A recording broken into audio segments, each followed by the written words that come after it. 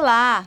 O mês de agosto é marcado em todo o país com ações de enfrentamento à violência contra a mulher, período em que a Lei Maria da Penha foi sancionada. E como Elas por Elas não pode ficar de fora dessa importante missão, nada mais justo que o programa de hoje seja dedicado ao tema: a violência motivada por gênero. Vamos lá?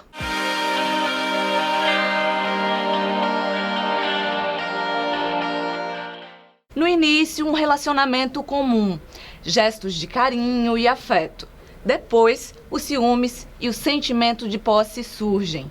O tom de voz aumenta, as palavras mais duras também aparecem. Aos poucos, vai fugindo do controle. Ele diz o que ela veste, com quem conversa e os lugares que frequenta. Depois, ele xinga, humilha, empurra, sacode, bate e, em alguns casos, mata. Esses são os relatos mais comuns vivenciados por mulheres vítimas de violência motivada por gênero.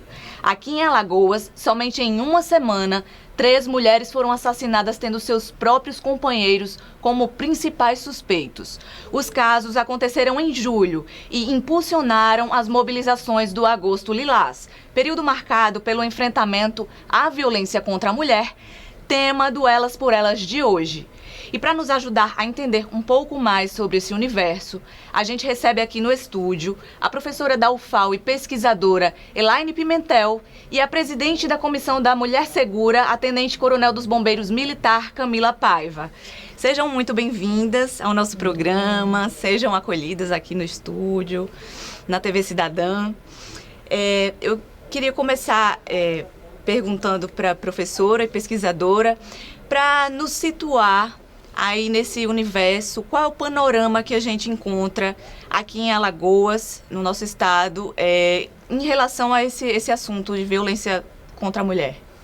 Bom, a gente verifica que a violência contra as mulheres é um processo histórico, né? Não é uma coisa nova, não é uma realidade que começa agora, é fruto de toda uma estrutura cultural e que é marcada por muito silêncio.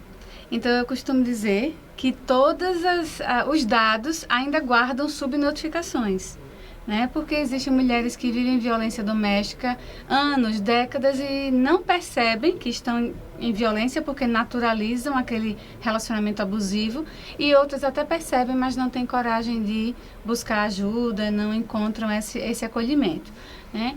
Então, às vezes... Já emendo a pergunta: quais são os primeiros sinais que as mulheres que estão nos assistindo ou que elas percebam em outras pessoas de que a relação é violenta?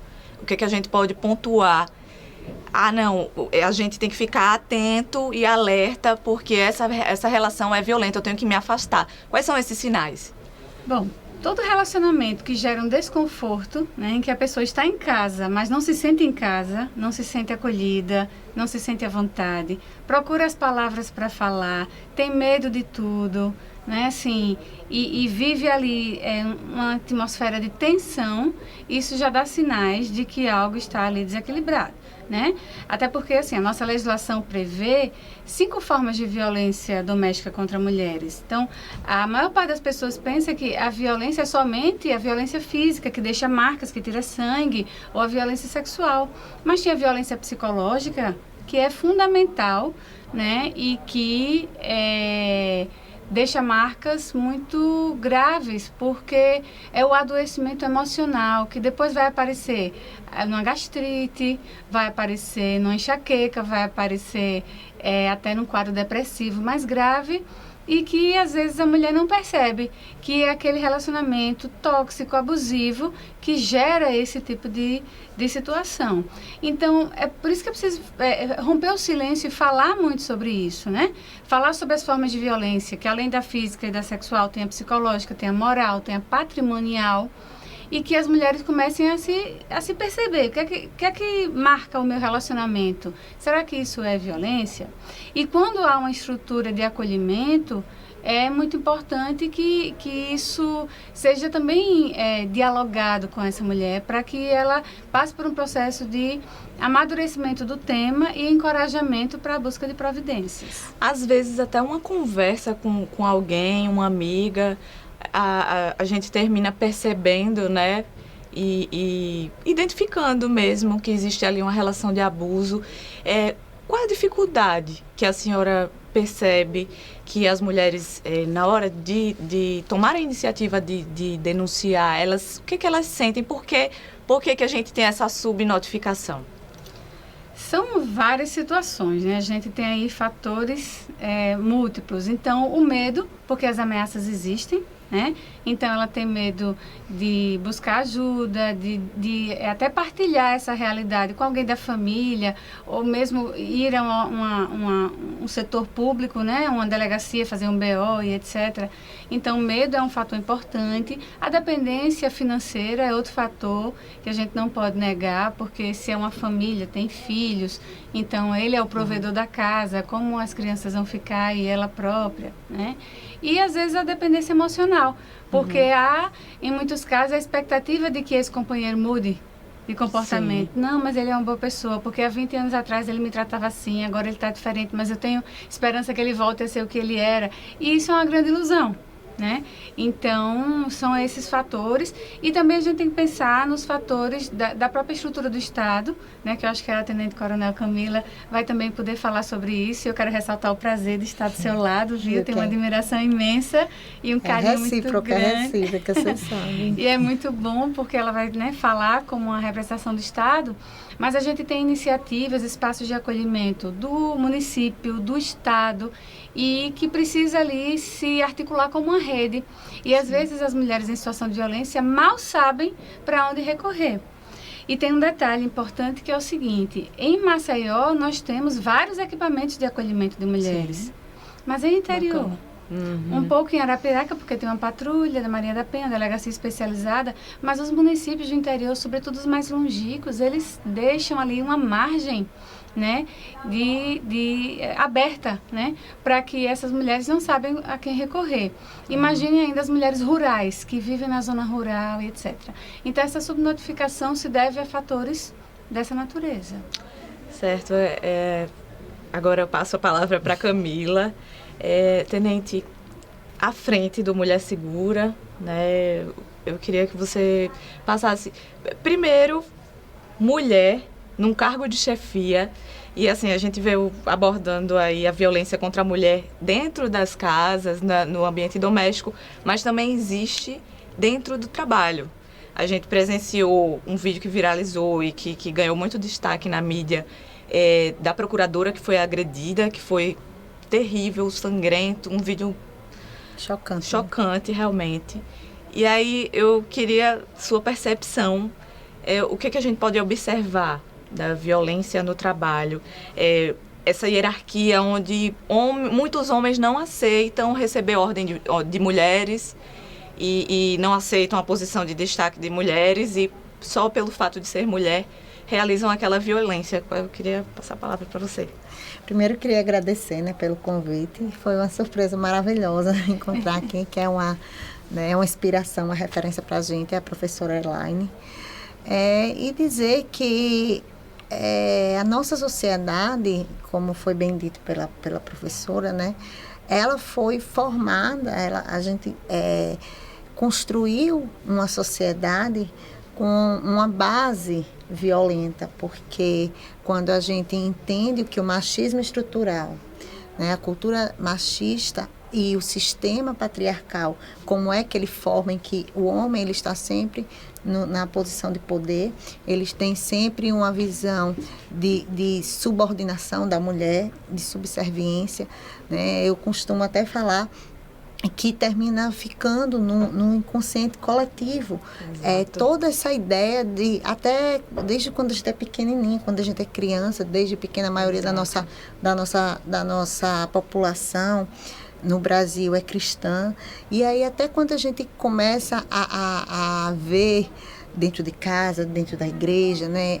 Até a história da criação do mundo, em que a mulher ela nasceu de uma costela, né? De um pedaço do homem, né? Ou então o homem nasceu inteiro, o homem nasceu de Deus e a mulher nasceu de um pedaço do homem. E qual foi o objetivo da criação da mulher, né? Foi assessorar, auxiliar, cooperar com o homem. E, né, eu que sou militar, né, mas todo mundo, em todo lugar existe uma hierarquia, a gente sabe que quem tem assessor, que quem tem auxiliar é quem manda, né? É o principal. O principal é que tem um auxiliar. Então, isso já fica no inconsciente coletivo, sempre esse papel de predominância do homem em relação à mulher.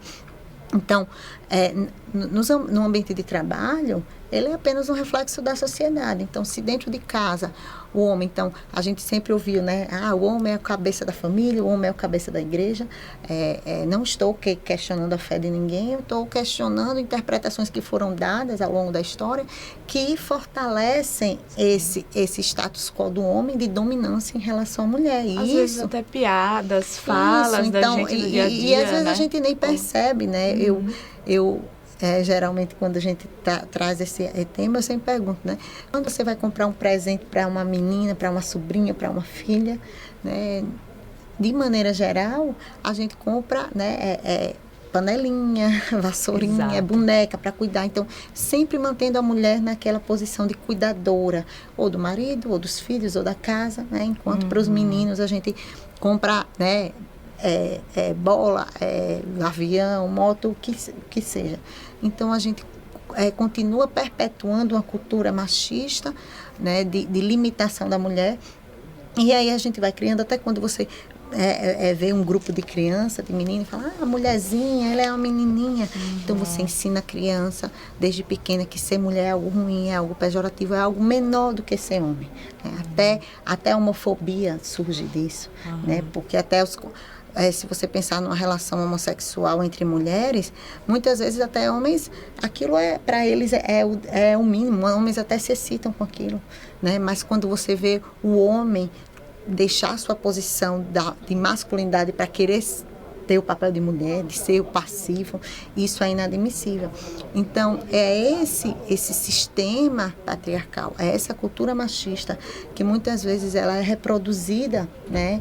Porque a gente não tem essa discussão, porque a gente não leva esse tema para a nossa educação, que a gente vai fortalecer que no ambiente de trabalho, né? Ele vem do ambiente familiar para o ambiente escolar, vai para o ambiente de trabalho, e toda, né, essa cultura, essa situação, ela reforça tanto a violência profissional, em que um homem, como você disse, né, não aceita ser comandado por uma mulher. Eu fui a primeira oficial, né, do Corpo de Bombeiros e senti isso em algumas situações em que eu dava uma determinação e eu era questionada porque eu era mulher. Então, eu vou receber uma determinação de uma mulher. Então, isso é uma coisa que acontece. E quando existe esse poder entre o homem e a mulher numa relação de trabalho, então a mulher, como dentro desse sistema, ela é vista como uma propriedade do homem, como um objeto sexual do homem, ele não aceita ser rejeitado, ele não aceita ou não. Então, ele tem uma investida contra a mulher. Poxa, quem é essa mulher? É uma subordinada minha que vem me rejeitar, vem dizer o não. Então, e é isso que gera, né? Toda essa conjuntura que gera esse tipo de violência e, do mesmo jeito, dentro das famílias, dentro do ambiente domiciliar, porque o homem ainda se acha o dono, proprietário da mulher. E, como você bem disse, os casos que aconteceram de mortes, assassinatos das mulheres, nos 3 casos, os homens tentaram tirar a própria vida. Em um deles, ele não conseguiu, mas mostra que o senso de propriedade do homem em relação à mulher pesa mais até do que o próprio valor que ele dá à vida dele. Se ela não vai ficar comigo, ela não vai ficar com ninguém. Se eu não vivo sem ela, eu vou me matar também. Então, como é pesado para a vida das mulheres, isso tem matado as mulheres e tem matado os homens. Então, isso mostra a necessidade da gente combater essa cultura e esse sistema patriarcal que vem matando, tirando a vida das nossas mulheres.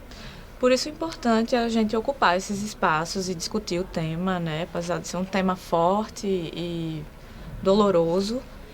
E eu queria saber, assim, políticas públicas, a senhora que está à frente, né, do Comissão Mulher Segura, que ações a gente pode destacar que essa comissão realiza aqui no Estado?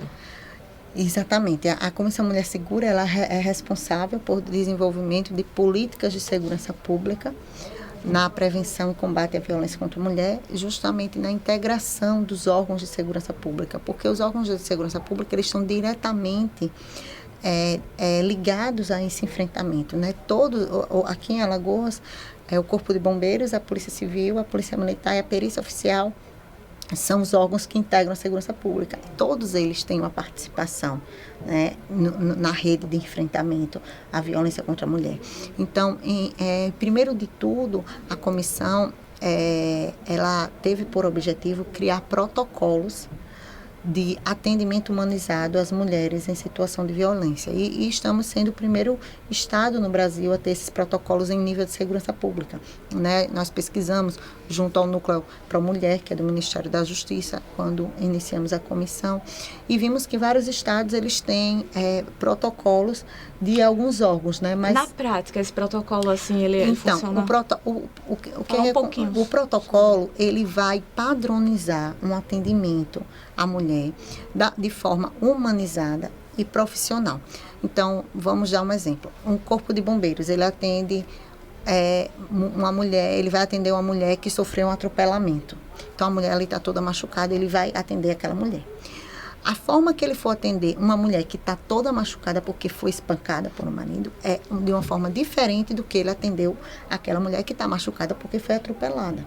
Então, o policial militar, ele vai para uma ocorrência de um assalto, de um roubo, ele envolvendo uma mulher é diferente da que ele vai atender uma mulher que foi vítima de violência. Então, esse protocolo ele foi construído pelos órgãos e foi passado por uma psicóloga, por um assistente social, por uma equipe jurídica, para que a gente trouxesse essa mulher a uma situação de acolhimento no momento de atendimento, né? O que se deve falar, o que não se deve falar, como deve ser tratada, como ele deve encaminhar e orientar essa mulher, né? O momento de fragilidade. Exatamente, o momento de fragilidade. Então, até o contato, porque ali muitas vezes é um homem que vai atender e o agressor dela foi um homem. Então, ele tem que ter um cuidado na forma de falar, na forma de tratar.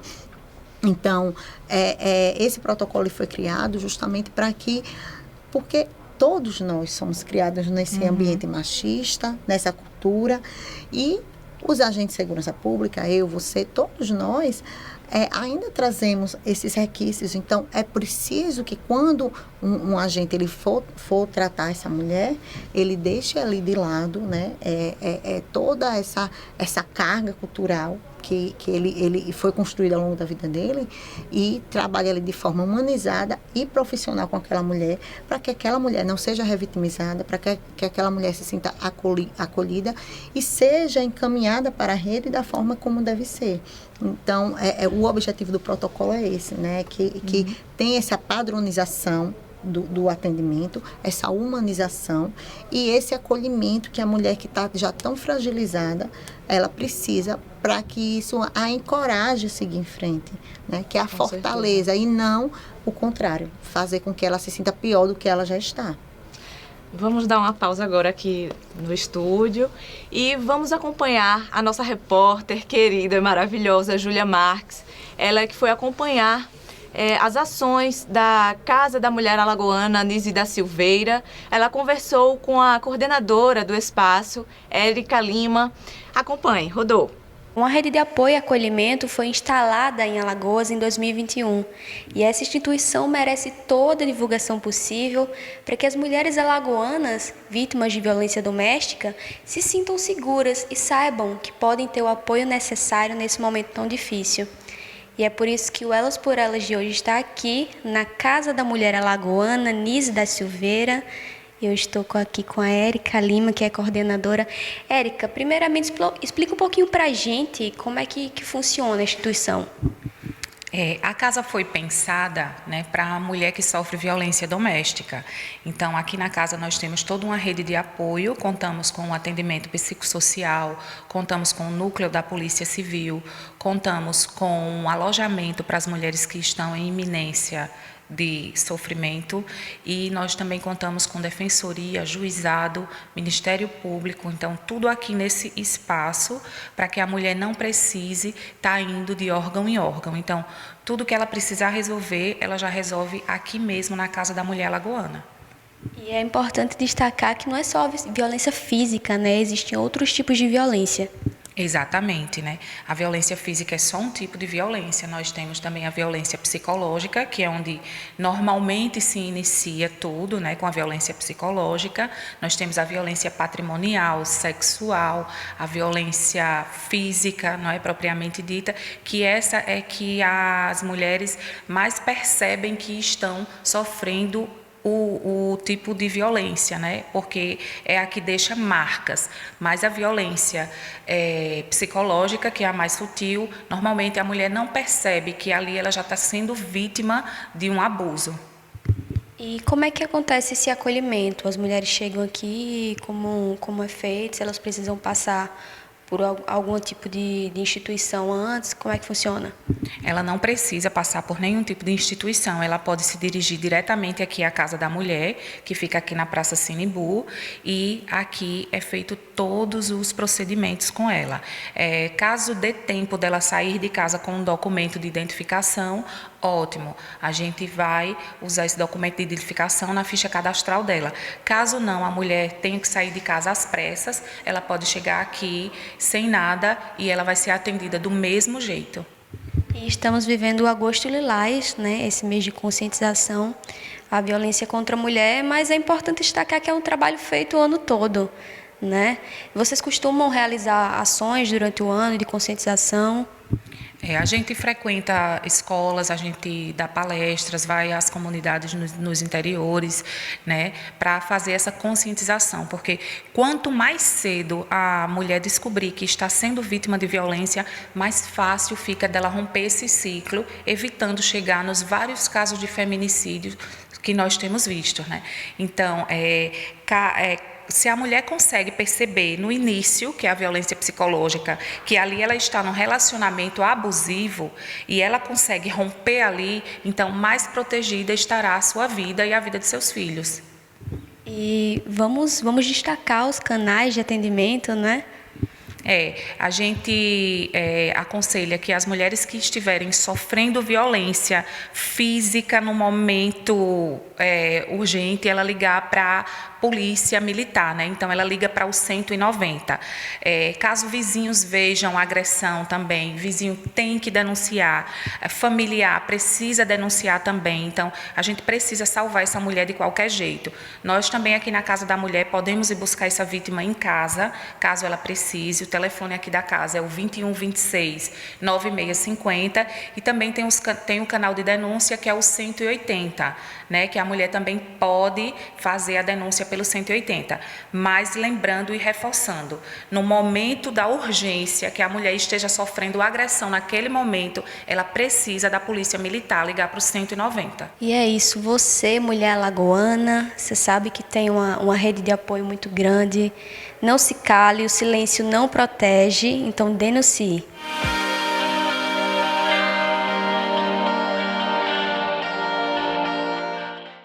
Eu agradeço, Júlia, muito importante essas informações que a Érica passou aí.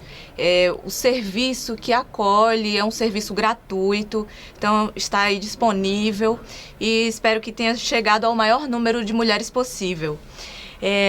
A gente volta agora para o nosso bate-papo aqui no estúdio. Professora, nos últimos 6 meses de 2022, o Judiciário concedeu medidas protetivas, mais de 830 medidas protetivas. Acredito que as pessoas percebam que o próprio nome já diz que é para proteger. O que é que essa medida protetiva garante e como ter acesso a ela? A Lei Maria da Penha prevê uma série de medidas protetivas que visam evitar que outras práticas aconteçam, até mais graves, né, nesse ciclo de violência. E o que é muito bom a gente discutir isso, porque tira aquela ideia de que a Lei Maria da Penha veio só para prender. E não é só isso, né? Essa dimensão penal é uma dimensão, eu até diria, secundária, porque o papel principal da Lei Maria da Penha é prevenir, né? E aí, as medidas protetivas são muitas. Elas podem ser, por exemplo, a retirada do agressor do espaço doméstico para que ele vá para outro lugar, ou a retirada da própria mulher ofendida, como a lei chama, a vítima, né, ofendida, e as crianças, né, a matrícula das crianças em escolas que estejam mais próximas do lugar em que ela estiver.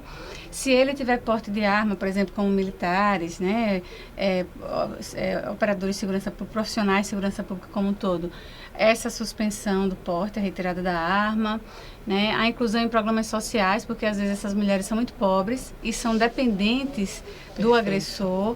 Então, tem uma série de medidas, né, que podem culminar, inclusive, elas podem ser paralelamente administradas e acompanhadas pelo uso do botão do pânico, que é um equipamento, né, que está conectado com a tornozeleira eletrônica. E aqui em Alagoas é feito o monitoramento pela Polícia Penal, na central de monitoramento do sistema prisional. Então, o agressor usa uma tornozeleira e ela tem um botãozinho, e quando ela percebe a proximidade, porque quando tem um distanciamento, que é uma das medidas, né, é um distanciamento que se mede por metros, né, não pode se aproximar 500 metros, enfim. E se ela percebe essa proximidade, ela aciona o botão e a polícia é então acionada para que entre em contato, tanto com ela quanto o agressor. E em relação aos canais de denúncia, para a gente reforçar, onde essa mulher qual é o primeiro lugar que deve vir à mente dela para ela buscar ajuda? Então, como foi dito, né, pela Érica, né, lá na Casa da Mulher Alagoana, nós temos duas situações. A violência que está acontecendo no momento da emergência, ali ela está acontecendo naquele momento, e aí tem que ser ligado para a Polícia Militar, né, que é responsável pelo policiamento ostensivo, por impedir que aquela violência continue. Então tem que ligar para o 190, que é a Polícia Militar. E existe o 180, que é uma rede de denúncia nacional exclusivamente para a mulher que sofre violência. E no estado nós temos o 181, que é muito importante a gente também divulgar esse contato, porque o 181 ele é um disque de denúncia para qualquer tipo de denúncia. Mas os casos de violência contra a mulher, eles estão tendo uma atenção especial, inclusive pela própria Patrulha Maria da Penha, que a Patrulha Maria da Penha, inicialmente o trabalho dela é acompanhar as mulheres que têm medida protetiva, e tem feito um trabalho fantástico aqui no estado, à frente a nossa queridíssima, a Tenente Coronel Daniela, e ela tem feito um trabalho fantástico, e eles expandiram esse trabalho e estão também fazendo a verificação das denúncias de 181. Então, é importante reforçar também que aquela mulher, ela não está acontecendo agora, ela vem sofrendo uma violência, né, crônica, como a gente fala, de muito tempo, e hoje ela decidiu denunciar. Então, eu vou denunciar, então eu posso ligar 181, eu posso ir até a delegacia da mulher, né, que hoje tem uma que é situada aqui na parte baixa, no centro, e uma na parte alta, daqui de Maceió, e ela pode se dirigir e fazer também essa denúncia. Professora, a gente encerra assim a última pergunta para você. Existe uma culpa, né? As mulheres se sentem com a culpa realmente em talvez usar uma roupa mais ousada ou se comportar de alguma forma. Eu queria que você falasse sobre isso enquanto pesquisadora também, fundamental. Isso é uma coisa que a gente, né, tem um esforço muito grande para desmistificar, porque isso é uma construção cultural, né, que procura identificar no comportamento das mulheres a violência que foi praticada pelos homens. Isso vai aparecer na própria sociedade, né, nas conversas, etc. Vai aparecer em algumas estruturas, porque a gente não tem controle de todas as estruturas de atendimento do Estado. Então, a senhora sofreu isso, mas estava com essa roupa, mas estava bebendo. Isso. Mas a senhora tem quantos parceiros, quantos namorados e tal. Aparece até em sentenças judiciais, quando a gente faz estudos, né, sobre o discurso das sentenças, as situações, as defesas, né, que são, enfim, construídas para reduzir a responsabilidade, digamos assim, do agressor, colocando a responsabilidade. Qual o recado que a senhora deixa? Qual é o recado? Que é preciso que, primeiro, as mulheres pensem que a agressão está em quem pratica e não na vítima, né? e que é preciso desmistificar e se encorajar para dizer, que é muito, né, bem demarcado, de que não houve responsabilidade na violência praticada. Qualquer conflito, desentendimento deve ser resolvido no diálogo e não na violência. Eu agradeço a presença de vocês, foi maravilhoso. E espero que tenha sido proveitoso para você de casa também. A gente fica por aqui e acompanha a gente também na TV Cidadã, a TV aberta, no 35.2, às 8 da manhã e às 8 da noite. E também nas redes sociais, no Facebook e no YouTube. E também, a partir de agora, na Rádio Senado Cidadã. E é isso, até a próxima.